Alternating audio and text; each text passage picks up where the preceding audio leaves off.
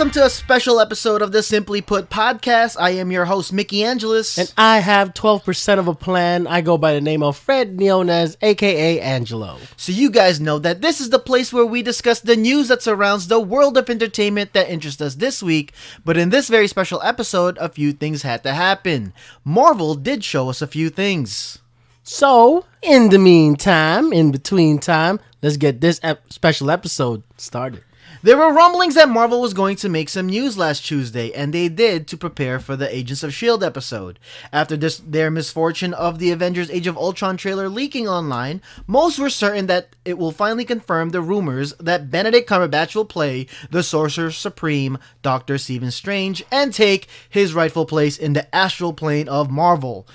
Well, we got tons of more information than we were expecting, and Kevin Feige came out in the El Capitan Theater, owned by Disney BT Dubs, and gave us the entire slate for the Phase 3 in the Marvel Cinematic Universe. Wow, yes, now get your jaws off the floor because you probably heard the news already. Hashtag Marvel event. In 2016, Cap and Doctor Strange appear. In 2017, we get the second dose of Guardians of the Galaxy. We get the ending of Thor, Black Panther, and in 2018 we got part 1 of Avengers Infinity War, Captain Marvel, and the Inhumans, and rounding that phase out in 2019, Avengers Infinity War Part 2. Kevin Feige explained later that he wanted to announce this slate during last summer's San Diego Comic-Con, but felt uncomfortable with Guardians of the Galaxy not being in screens yet and certain actors still unsigned. This is just a special episode of the podcast where we are going to go and talk about what happened in this hashtag Marvel event and speculate about the news that broke. So let's get this started. So, Fred, what did you think about the announcement? I know I texted you and you were unsure why we're going to be recording today. Today is going to be Wednesday, the 29th.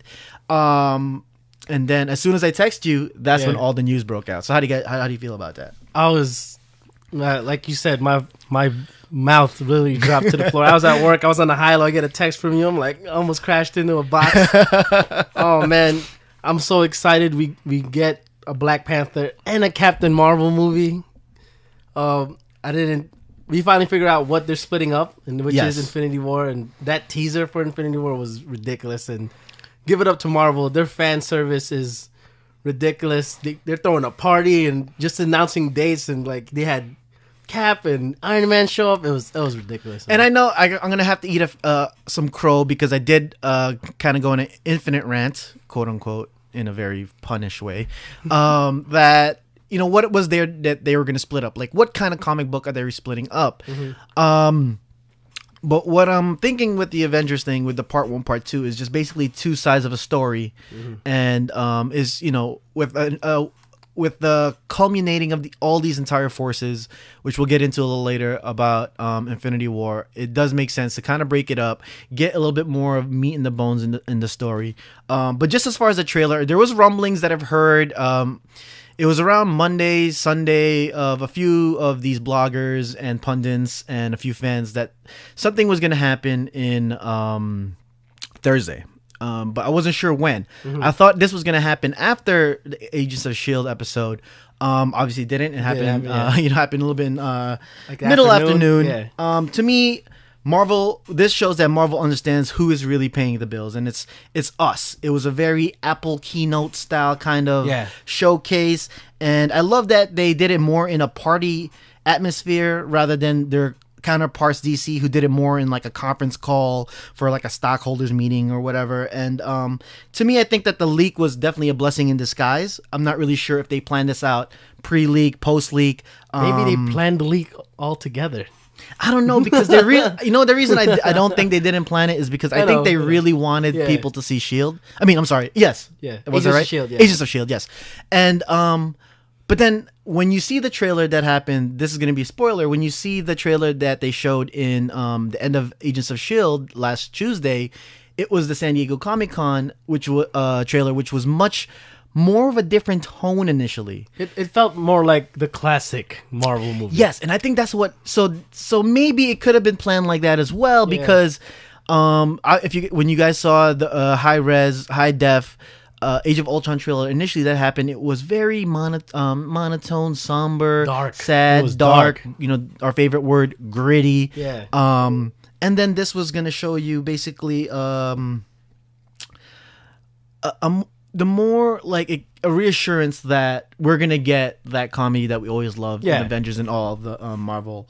I love Black Widow's line in the party scene. That's a question I don't need to be answered.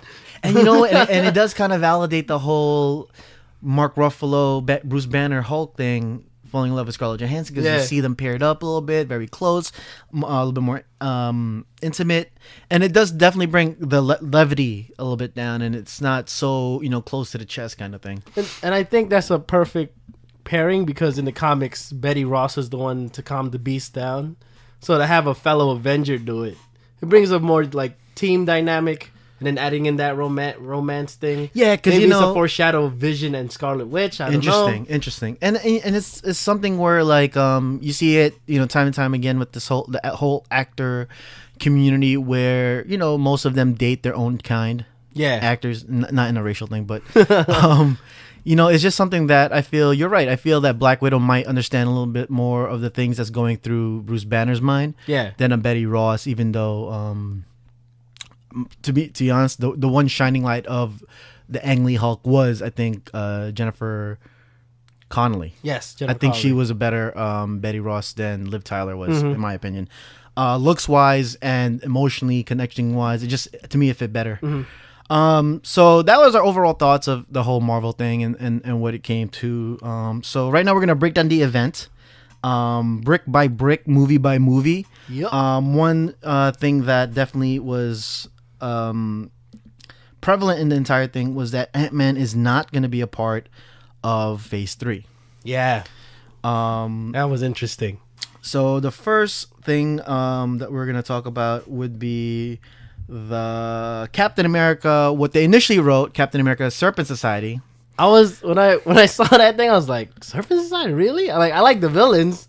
Very, you have Madam Hydra and Copperhead and stuff like that. But I was like, why bring Iron Man for that?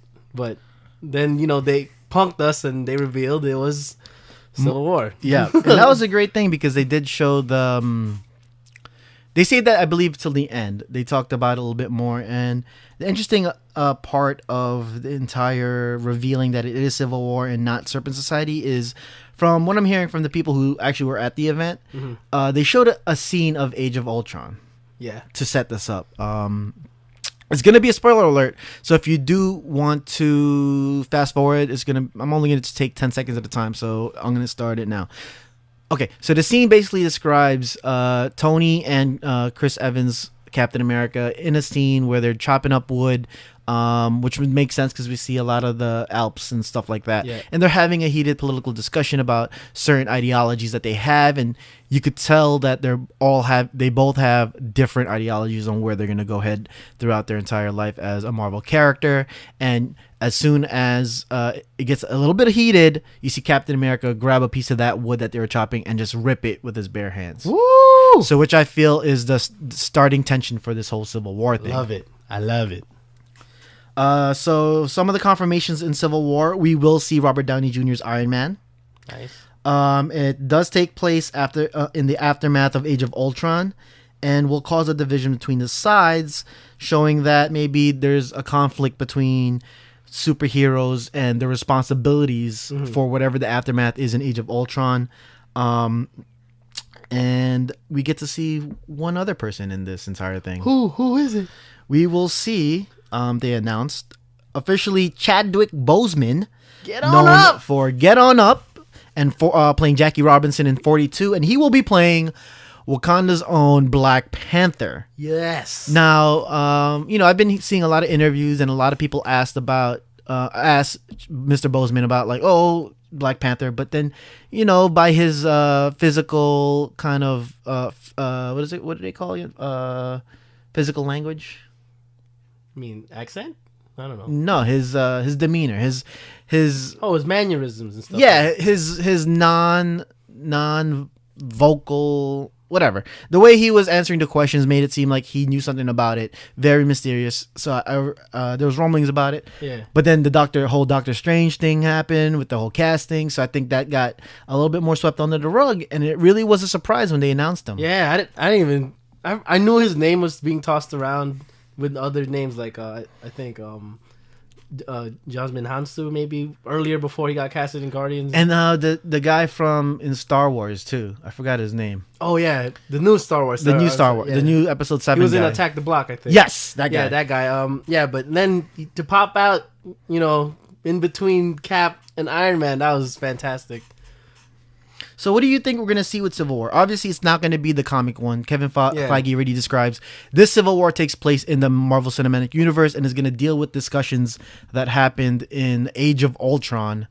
And the stuff leading up to that. And Winter Soldier and Age of Ultron will lead into the Civil War and the conflict that we will have. But the thing that does remain true is we're going to have to choose between Iron Man's ideology and Captain America's ideology.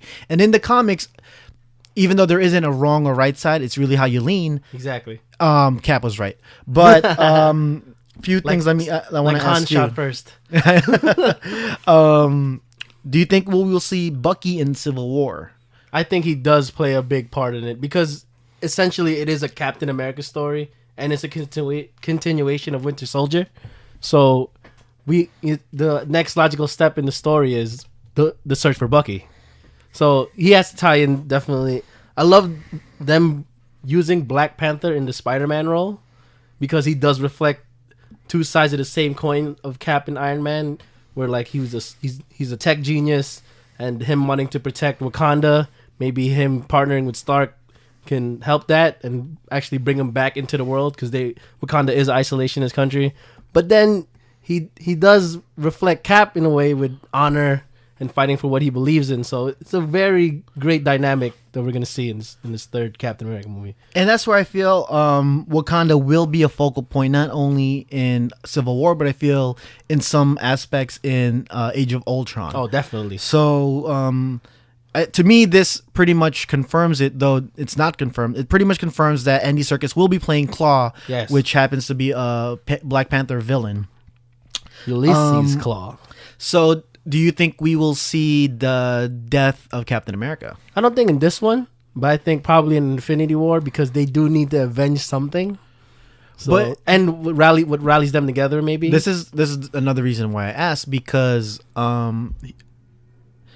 Chris Evans only has 2 movies left on his contract. Yeah, where it would be Civil War. Yeah, will be the second one, and then the last one. Do you think he will be in part 1 or part 2? I think he's going to be in part 1. Okay, this is where we differ, but go ahead. And Tony's not even in part 1. Maybe the death of Cap brings him back into the fold. And like he's like, I really love this guy. You know that remorse feeling he had in the comics where, he's just sitting there next to the coffin before they lay it out and see where Namor promises to thing. If they do that, that'd be sick. But I don't think he's gonna die in Cap 3. See, that's the thing. I feel I'm the opposite. I feel he will die in the aspect of comic book death. Okay. He will not appear in Avengers 1. I feel the redemption quality of Tony Stark will prevail. Mm-hmm. He will rally the troops. Yeah. And then when they're down and out, which we saw with the trailer, they're down and out. Oh, I forgot to mention, this is going to be a YouTube special. You're going to see this episode on YouTube first. Yeah. So when you're listening to this, you'll see visuals and stuff. So the trailer will follow. So we saw the trailer for Avengers, and you see Thanos. So I feel that in Avengers 1, Tony's going to rally the troops, and then there's going to be some low point, just the way we saw it on Agent Ultron. And then in 2, Cap comes back for some apparent reason, rallies the troops again, and they go demolish Thanos and whoever else is in that. I would love that. Actually, yeah, that makes more sense. That actually makes more sense. I agree with you with that one. All right, guys. So continuing on with 2016, we have Doctor Strange. Now, this is the one where I was very anticipated. I was very highly anticipating this announcement because I thought we would see Benedict Cumberbatch. Mm-hmm. This will be the first magic movie from the cinematic universe. And from the talks of Kevin Feige, when they asked him about Benedict Cumberbatch, he said, what we feel comfortable with is saying things that are true. Yeah. So my guess is that the deal is still in negotiations, but probably more in the final negotiations, because they're going to have to start filming spring 2015. And I think I'm going to say, yes, Benedict Cumberbatch will be Dr. Stephen Strange. Yeah, I agree with you too. So where do you think this whole thing is going to show up? I feel something in Age of Ultron is going to happen. I think Age of Ultron is really what's setting the tone for this entire phase. So I feel this is going to be maybe a house, not only to be maybe a slight origin story of Doctor Strange, but maybe a place where they could introduce Scarlet Witch into the fold as well. Okay. No, because Feige said that their version of magic in the MCU is tied to like string theory and stuff like that, and the introduction of parallel dimensions. And that's what really caught my eye about this. I think they're not gonna play up the Sorcerer Supreme title, but maybe they're gonna lean him more of like the Watcher in the Marvel Comics universe, maybe like a Uatu, because parallel universes, that's what he really does in like What If comics. So maybe that's how he finds out Thanos is coming to Earth. Like he sees the Earth, interesting, like ruled by Thanos and like the Infinity Gauntlet and stuff like that. What I want to see in this movie is Dormammu, I think, because if you're gonna go full magic, he is pretty much his nemesis, other than Mordor, who is his. It's like his Winter Soldier, except he's not really redeemable. Yeah, he's just a despicable bastard. But they're like mirror. I guess they're more mirror images of themselves. One chose the left, one chose good, one chose right. Yeah, well, it was like the same guy, but what would happen if they took one left and one went right? Yeah. So 2017, we have Guardians of the Galaxy 2, which was announced by a little cute video by James Gunn while he's in Japan for vacation. The funny thing too from that snippet was you also saw Joss Whedon in the mix in the background. Oh yeah, and Scott Derrickson. Wow. So Scott Derrickson is maybe that's a hint at the post credits right there. So Scott Derrickson is the director for Doctor Strange. So that's a pretty good thing. The Guardians of the Galaxy 2 date was moved a little bit. And I feel this is one of those movies that's going to give us a breather from all this somber tone stuff, this magic stuff. And what I'm interested in is what is going to be an awesome mix number 2. Oh, exactly. And what kind of storyline they're going to use with it. Where is the Collector? It was Beta Ray Bill really in that thing? Yeah. Is Cosmo going to have his parts? Howard the Duck, is he going to be in this? And 3 people that I think that is going to be in here, and we'll discuss this for a little bit, is actually 4 things really. Who is Star-Lord's father? Mm-hmm. Yes. And will we be introduced to Adam Warlock, Angela, and Nova Prime? Well, not Nova Prime, but Richard Rider, Nova. The real, like the Nova. So we'll go backwards. To me, I think we'll see Nova. Mm-hmm. And this is how I think we're going to see him. Okay. Since I guess it's the power gem that the Nova Corps has, I feel like they are scientists kind of too, that they're going to mess around with it and kind of make this. Create the Nova Force. Yes. Ooh. And create the Nova Force using the power gem. And then obviously I think that something's going to go wrong. I'm not saying in Guardians of the Galaxy, but somewhere down the line. And because obviously it's going to lead to Thanos having the entire, all the gems. So I think that's what's going to happen. I think Angela is a little tricky. I would rather see her in Thor though, bro. I know we were talking about that, but in the way they're going is the way Marvel's going is that they're doing a lot of fan service stuff. Yeah. So she did an amazing job in the Guardians title, especially the little duality of her and Gamora.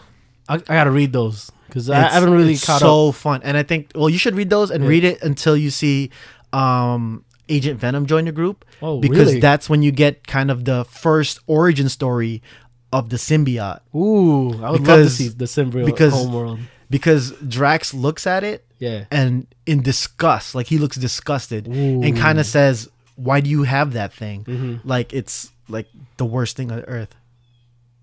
And And the third one I mentioned the first one really I mentioned was Adam Warlock. Yeah. We saw the Cocoon. We saw the Cocoon, and I think the Cocoon broke. I don't know. I got to watch Guardians of the Galaxy, which comes out in December 9th on Blu-ray. I know what I'm getting that day. And I got to see if the Cocoon broke. Because what I'm hearing is it did, or the Cocoon wasn't there anymore after the collector. Something happened. And I'm going to blend them together, and I think Adam Warlock will be Star-Lord's father. Somehow. That would definitely make sense. But I think the story for Guardians 2 is going to be the search for the rest of the Infinity Stones. Like, maybe that's like how they're guarding the galaxy, basically, collecting these stones, maybe giving it all to the Nova Corps, but I don't know how that's going to work out. Maybe it's going to be called Infinity Quest for a subtitle. Drop right there. But I really hope they show more of Drax's, let's say, obsession with killing Thanos and how it becomes the guy that actually eventually kills him. And I like your theory on that after we watched it, where you said that maybe after touching the power gem, Drax became a little bit more of the destroyer. Because he gained some of that powers or the residual powers in him, because he did not look like any sort of powerful when he was playing Ronin. And he was like that. If you can't be Ronin, you're not. Yeah, you're not gonna be Thanos. But he was very self-assured when he told Gamora that he wasn't really the one I wanted. Yeah, he wants Thanos. And I also hope they play up Gamora's most dangerous woman in the galaxy. I know, that's the one thing I didn't like. Other than the scene with Nebula when they were fighting, she didn't seem like the most dangerous woman in life. Because it was basically a Star-Lord movie. Yeah, that's what I would say. Also coming out that year, 2017, we have Thor Ragnarok. I know you were hyped for that, bro. I'm hyped for it because Kevin Feige's hyped for it. Mm-hmm. And he is the ultimate geek, because to me, all these movies is a Kevin Feige movie because it's all his fingerprints of what he wants. Yeah. And that's why I guess I was rest assured that Ant-Man's going to be okay because he cared about it. Even though that... they had production problems and all that stuff. Like, and the mishap with... Edgar Wright. Yeah, I still feel that it's going to be a great movie. And for what Kevin Feige said about Thor Ragnarok is that Thor is on another level. Now, I'm going in like super like conspiracy. Where could this be? Where this leads up to? But let's get with the facts first. So Thor Ragnarok will come out in July of 2017. He will be Chris Hemsworth, of course, and Loki. Tom Hiddleston will still be back. He signed on. All right. And Surtur will be the main big bad. Yes, I hope he's like huge, like a Transformer size. Surtur.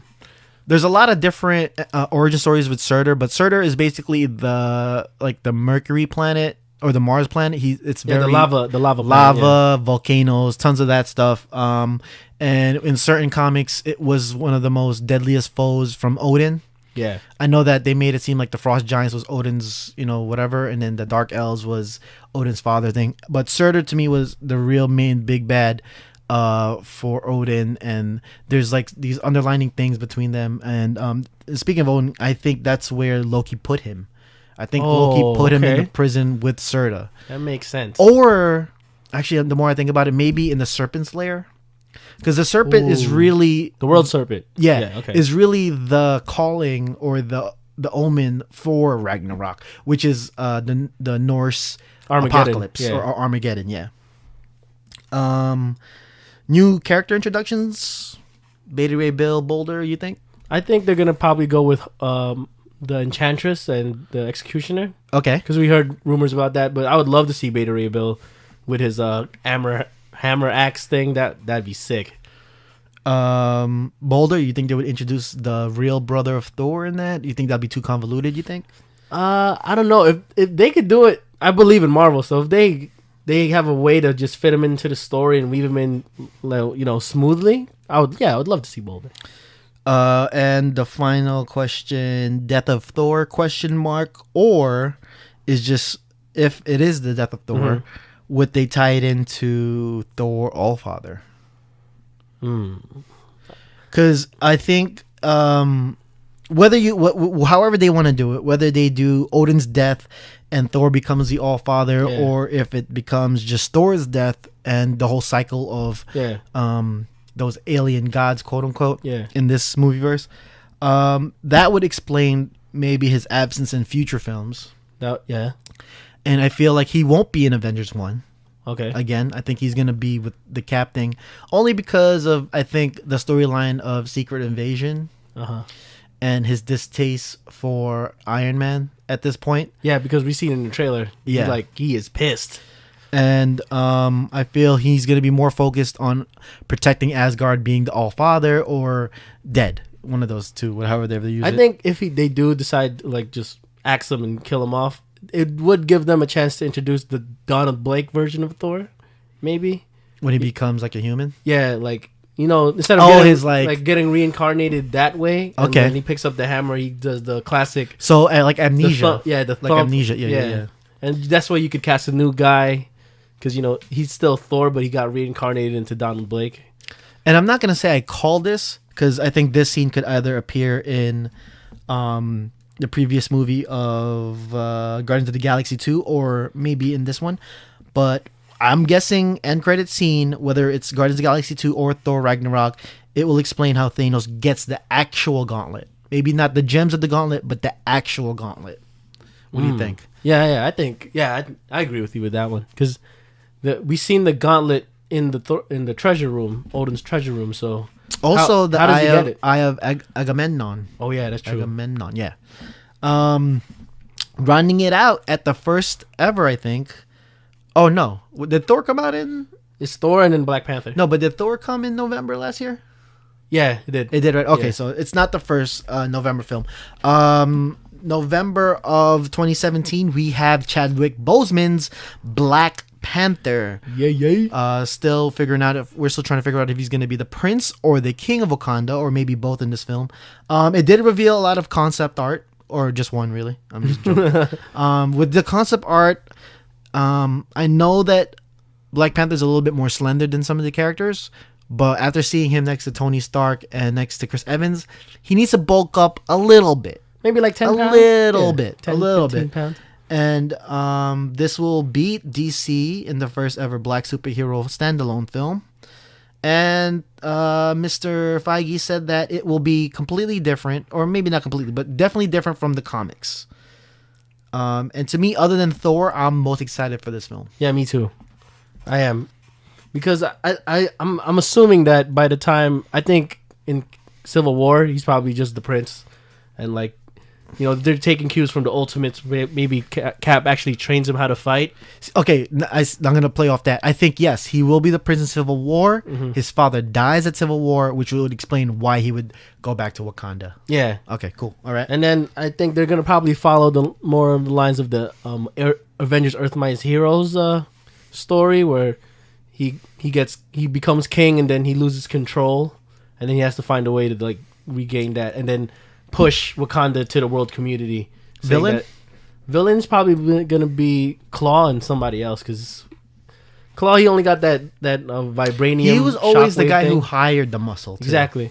Maybe I would love to see if Crossbones crosses over to Black Panther. Interesting. I think that Black Panther will be a chance to explain more of the Civil War and what happened. Mm-hmm. And whose side do you think he chose? I think at first, because of the technology, he'll probably go with Tony. But by the midpoint, he goes what you're doing is wrong, and he goes to what Cap is, because essentially Cap is the one that trains him. So I'm going at. So 2018, we get the first taste of Avengers: Infinity War, which will be part 1 in their most coveted May slot. Kevin Feige said this will be an alternative team. You will see Thanos, and it will definitely include the Infinity Gauntlet.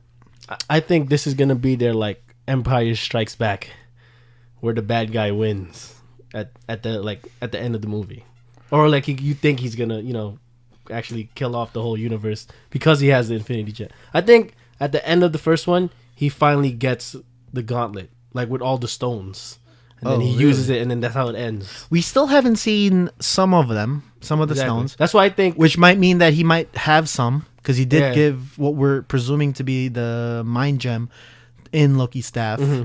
So it might behoove of us, I'm using a word, to think that he might have 1 or 2 more. Yeah. Without, because obviously you don't want them to keep on explaining where these gems come from. I hope. But I think Wakanda might have one though. To like how they maybe militarize the vibranium in the way. Yes, that's like it. Could be. It might not. I hope it doesn't because I feel like we already got a glimpse of overproducing these stones and stuff, and then Agents of Shield with the Obelisk, aka the Diviner.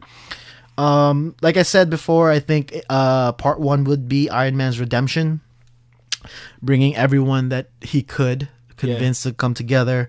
And I doubt in part 1 that Guardians will be involved, and I think that they'll save that for 2. Part 2, And will we have Spider-Man in time? No. Or do we need Spider-Man? No, we don't need Spider-Man because what's he gonna do? You shoot webs at the guy? I don't know. Well, if they do it the way they do Secret Wars, maybe he gets like maybe not the cosmic suit, but gets the black suit, and he gets special powers. Obviously, with the symbiote. I got you. That'd be cool. But that's still reaching if we're even going to get a Spider-Man in the Marvel Cinematic Universe. But I don't think we need him though. No, I don't think we need him either. But even it would be a welcome addition. Of course. If it could be some sort of partnership. Which I don't know how it's going to work monetarily, but some sort of partnership. Because imagine watching a Spider-Man movie after you see him in a Marvel Cinematic Universe. I think I got it. All right, what is it? Because by the time Infinity War Part 1 comes out, we already have Doctor Strange and the parallel universes, dimensions and stuff that Kevin Feige. Maybe that's the way they could introduce them. And I didn't have this noted, but like by 20, what is it, 20, where are we up to? 20... I think 2018? 2018, yeah. Well, we're up to 2018. The Netflix, they'll be fully established. Universe should be established by then with the Defenders. Now, I know we've been having issues about. Well, I have been having issues about Ant-Man, because this doesn't really leave room for a sequel. Just in case, I feel if he does have phenomenal box office, which I think he will. Yeah. Like where does he fall in this? And I know Francis was talking about how he could be like a Hulk in these other films, but he's such a main member. Like, do you want to waste his like, I guess, powers or credibility by just having him as a side character like a Hulk or a Black Widow?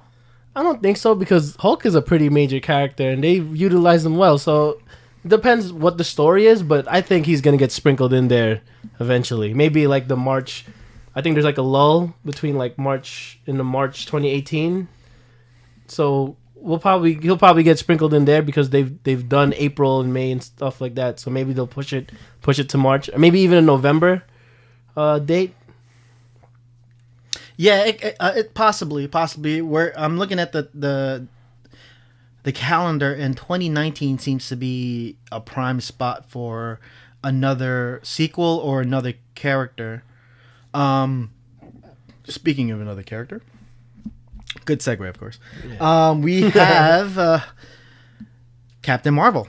All right. Which would be the first female superhero premiere for Marvel. And it's a very interesting because it's coming out right after Part 1 of Infinity War. So how are they going to tie that in? My thing is that I think she's going to be first introduced in Guardians 2. Okay. And that she will be the one that blends those teams together. The Earth heroes and the Galactical heroes, which right now is only Guardians of the Galaxy. Okay. And merge them together to build a more powerful team for the Part 2, which comes out next year, the year after that one. I'm happy that they went with Captain and not Miss. Yes, exactly. Because to me, Marvel is saying she is a captain. Exactly. Just like Captain America is. She is of high rank. She's not just a superhero who's a female, but a female superhero who is in charge. Exactly. And the more I think about it, and the more I was taking these notes down, I think your theory of Sword is correct. Yeah. And Sword is going to be the Galactical Police that brings these things together, brings Iron Man's team, and maybe Cap, whatever his revival story is going to be in Guardians of the Galaxy, and be that climactic force. I would say, not to compare it to like a Deathly Hallows Part 2 is when we got the final fight with Harry Potter and Voldemort, and this is where we're going to see the culmination of what us even though we thought Avengers was the culmination of our childhood, Yeah. I feel like Avengers Part 2 will be the culminations of everything that, and the validation of us reading the comics, buying the toys, getting into this entire universe, watching the shows and all that stuff. And that Captain Marvel will be that kind of catalyst to give us like a revival energy, especially since, we've named off so many movies already that there might be some fatigue. Exactly. Me, probably not. This is definitely a fresh take. Us, probably not, because whatever they dish out, we're definitely gonna watch. But I think for the common viewer, this is gonna be a fresh take for them to kind of get back into the superhero swing. If they fall off in any of those, whether they fall off on Ragnarok, maybe they don't receive Black Panther as well, or if they don't, or maybe who knows, Guardians of the Galaxy 2 might not shape out well. Yeah. Whatever it is. I think Captain Marvel is what is that streamline to bring him back right after Avengers. Yeah. And I think the reason why they gave Carol Danvers the Captain Marvel code name was because maybe she becomes the government, sponsored superhero that they've always wanted, and she's, and she has the power base to mess with any of the Avengers, super strength, energy, all that. She could fly, and she's one of those heroes where she's like Wonder Woman, where she's like, I don't care who's in front of me, I'm just gonna knock you down until you stop coming back at me. Because very interesting.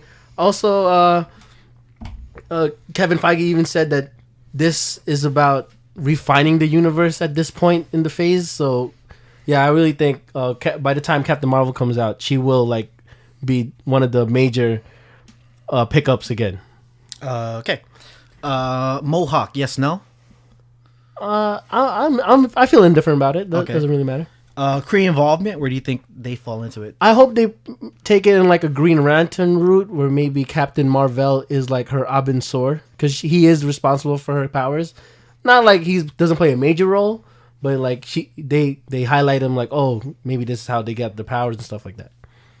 And okay. This is just a shot in the dark. I don't know why I thought of it, but it's probably not going to be the way they do it. But do you think, whatever it is with the Kree involvement is, would they do a Nova Captain Marvel hybrid? What do you mean? Let's say they don't do the Nova Force or whatever. Yeah. Would they do a combination of Captain Marvel and Nova? Meaning Captain Marvel is a Green Lantern, whereas she takes care of she answers to Sword and to the Nova Primes. I wouldn't be mad at that. I don't know why I thought of it, but I just felt especially because of her new uniform.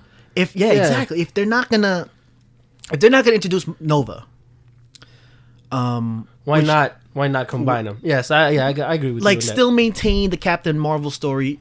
She's still a female. I'm not saying that this character needs it, because trust me, Miss Marvel is one of the best characters I think in the entire Marvel Marvel universe in general, and she could stack up with the best of them. Exactly. So much that Rogue had to take the powers from Miss Marvel, which I feel that the X-Men Fox could never do a righteous Rogue, because they're going to have to talk about Miss Marvel. Let's see what else I have in here. Just more on the news. The press asked Kevin Feige who is in line for to play Captain Marvel. He said, "Let's get the announcements for the writers and directors first, and then we'll move on to the rumors." Love that. I love that. And I think I don't like calling women old. She's just definitely not old. But this actress that I have in mind could have been playing Wonder Woman. She could have been playing Wonder Woman. She has the build for it. I still think Andrea Pitlicki could play Wonder Woman. Mm-hmm. I don't think it was her issue that the pilot failed for Wonder Woman. It was the writing. Because look how she is in S.H.I.E.L.D. Yeah. But I think Katie Sackhoff could do it with her Battlestar Galactica fame and her build, and her demeanor. She's blonde already. I'm not saying that just because she looks like it. I just feel like she's an actress who could act, and she has the build for it, and I think she could definitely pull off a Marvel Cinematic Universe. I would actually go with Laura Vandervoort. She played Kara Zor-El in the Smallville. And I think she'd do a good job as Captain Marvel. I'm not familiar with her, but yeah, I'll take a look at her. She was in the Ted movie. She was the blonde chick in the Mark Wahlberg's co-worker in Ted. Damn, she's hot though. Yeah, she's hot. All right. This one I'm gonna have to let Fred take the lead because even though I know what Inhumans are, Inhumans obviously is coming out in November of that year, 2018. To me, I'm very curious. I have no notes on this other than Black Bolt. Okay. Why don't you go further a little bit more on Inhumans? I'm gonna take it where Kevin Feige had he was very excited about this one, talking about it because of the franchise possibilities, and maybe this is their answer to the X-Men, and they have a very crazy origin. It's like Prometheus a little bit, where Kree is the Kree Empire is experimenting on humans and see how much they could bump up their genetic code and stuff, and using the Terrigen Mist to unlock that. That'd be very interesting to see, because that's how maybe they'll do like a Prometheus where the Kree Empire visited Earth, like Ice Age Earth, where the Neanderthals are, and then they start experimenting on that, and maybe that's why Hydra has had that algorithm for potential miracles. Yeah. So okay. The more I'm looking at it now, the question you posed to me before we even recorded was. We have Avengers Part 1, then we get a Captain Marvel, now we have Inhumans, and then Avengers Part 2. Exactly. How are they going to tie that in? Okay. I'm going off just the comic books. So in the comic books, when I was reading the Infinity storyline, which ties into the Inhumans and Black Bolt, Medusa, and all that jazz, Black Bolt released the Terrigen Bomb. Okay.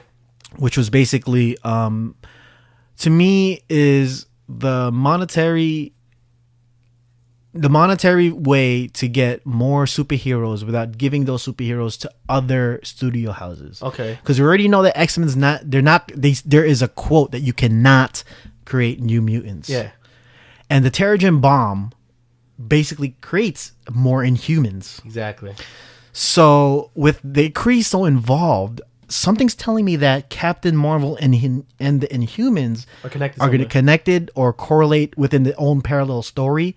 And the one thing that from the comics, just strictly from the comics, Black Bolt, who is basically the king ruler of the Inhumans, said that regardless of Thanos' invasion, he was going to release that bomb anyway. So what that means to me is that we're going to see basically the genesis of an X-Men type storyline. Exactly, because the Inhumans, which is basically what you said. Yeah, the Inhumans title has so much rich characters with Medusa, even the teleporting dog Lockjaw. Yeah, he's like a fan favorite. He could be their Groot and stuff. So we have this. They have their own spin-offs. They could even do their own TV show. But I really hope we get Vin Diesel to be cast as Blackagar Boltagon. All right, so this is going to get us to the final announcement from the Marvel event. It's going to be, we've already been talking about it, Avengers Infinity War Part 2, which I think is going to be the final battle to say goodbye to the current cast that we see. Yeah, it's definitely their swan song. As we see it now. I don't know. We already talked about a lot of things about this, but I feel like this, yes, it is going to be the swan song, and it's going to be the original cast. So it's going to be the final battle for Thanos, and I feel, for some reason, I feel like they're going to use the Infinity Gauntlet to kind of not reverse everything that happened, but kind of put things in perspective to what happened, and kind of give everybody more of a sense of clarity. So we will have maybe a Black Captain America, a female Thor, and things of that nature. Yeah, I totally agree with you. I think what you told me earlier, we were discussing maybe this is how Black Panther becomes the new leader of the Avengers. Yeah, and I think that's what it is. I think Marvel was what else we were talking about off air was just that I feel that the guts that Marvel has will produce better quality work than any other those Marvel houses like Fox and Sony, because I feel like what they're gonna do with Black Panther, and this might be just be me wishing and me ranting, but not only are they going to give us a Black superhero standalone film, but I feel like he's going to be in such a prevalent role, just like Captain Marvel was. And he might, who knows, maybe we might have Black Panther and Captain Marvel leading two Avengers teams. I would love that, like a mighty, you know what I mean? New and Avengers. Then, and then we could have an Iron Man by himself and recast, even though the more I look at him, it's like it's really hard to recast Robert Downey Jr., All right, guys. So that's what we have to say, really, with the whole Marvel event. And there's a few things I wanted to talk about too. There's 5 things that was not said at Comic-Con that I wanted to touch upon. So let me find that report real quick from not Comic-Con, the Marvel event. The Marvel event, not Comic-Con. Oh, and you know, and speaking of that, I feel like that's what they're gonna do now. They don't need Comic-Con anymore. Yeah, because Disney announces their stuff at D23, which is their own event, and you know, this is the initial Marvel event, hashtag Marvel event. That's how they're marketing it. And I think Comic-Con is going to kind of get a break from a lot of this stuff. Yeah. I think Comic-Con might be more prevalent to TV now. And a little bit of film, or just like films that need the exposure. And then all the big Marvel announcements are going to happen in the Marvel event, even though I think Marvel's still going to do some announcements in Comic-Con. I think the Comic-Cons now are going to be for the Marvel rights that are not with Marvel Studio and Disney, like Fox, Sony. I don't know who else owns the rights to what character. Maybe Universal, I think you said, owns Namor, yeah. So maybe they'll use that to launch the other ones. But yeah, I totally agree with you. They're probably going to head to privatizing their own events and stuff, like what they're doing with TV now with Netflix and HBO and stuff like that. If we got to go to one. If it's still in San Diego, apparently there's some rumors that it might switch over to Anaheim or whatever. I got the article, so I'm gonna read this off. The 5 things that were missing from the Marvel Phase event. Number 1, Benedict Cumberbatch was missing, which we talked about earlier. And Kevin Feige said that if it was confirmed, we would have introduced him today. That makes sense. The next one was Scarlett Johansson being without being the Black Widow solo film that we thought was going to happen. A lot of people are saying it might be because she's a new mother and she's probably sick of the burden of playing that superhero and she wants to focus on other films. She was approached to do the live action Ghost in the Shell. Ooh, yeah, I heard about that. So that could happen. Number 3, Anthony Mackie. He wasn't there. I think. Oh yeah, he wasn't. That's my man. And I think Anthony Mackie definitely brought that kind of swagger and that kind of staunchness in the entire Winter Soldier thing, which I liked a lot. And the rumblings in San Diego Comic-Con when they initially did Winter Soldier, I think was last year, he said a lot of things about Iron Man, which makes me seem that Civil War was already in the minds of the Marvel studio heads. I think when they were doing the Captain America movies, like, we're gonna head towards this Civil War thing from the get. And no Incredible Hulk, Planet Hulk solo film, which I feel they're gonna have to take a chance somewhere. I'm gonna guess after Phase 3, after they make $1 trillion, I think they're gonna start taking a little bit more of a chance with the Hulk, and maybe doing a heavy CGI. Maybe Mark Ruffalo, if he could get like a pay cut where he does more. The Pixar Disney team up that we're thinking. But do you want an animated one? But not like animated like a animated feature, but maybe they're the ones doing the CGI work, like a Final Fantasy. Yeah, like 7? But they're still like Avatar type thing, but they're handling the development and stuff. Yeah, I got it. And the one we already talked about was Spider-Man. It was rumored that Sony was going to be maybe selling the licensing to the web slinger, but like I said, I'm very hesitant on people selling their franchises, especially the way Marvel's doing it. And everybody, we got Fantastic Four coming out next year too. I'm giving it a chance, but I think it's just BS. I think by like Phase 10, that's when they should start bringing in X-Men and Spider-Man and the Fantastic Four. But right now, we don't need them. We got the Inhumans coming out and that whole other slate. So, in Marvel Studios, I trust, man. All right, guys. So I think that's going to kill the clock on what we have to say today. This was a very special episode of the Simply Put podcast where we discussed the current news. And, if news like this happens, I know you guys are probably sick of us doing superhero films, but that's what's in, and we're going to talk about that. Don't worry, Oscar season's here. We might have a special on that as well. Yeah. But if you do want to submit topics, you can definitely send them on to simplyputtalk@gmail.com. For more news and updates, be sure to check us out on our website, simplyputtalk.com, and stay connected to us via social media, Facebook, Twitter, and Instagram at simplyputtalk. And don't forget, this is going to be on YouTube. I know I've been always saying to subscribe to us, but this one will be on YouTube. Check us also out at SoundCloud and on iTunes, which would premiere tomorrow instead of today. And we appreciate all the support, so please like, subscribe, rate, and definitely comment below with your thoughts and questions because we care. So till next time, Peace out, guys.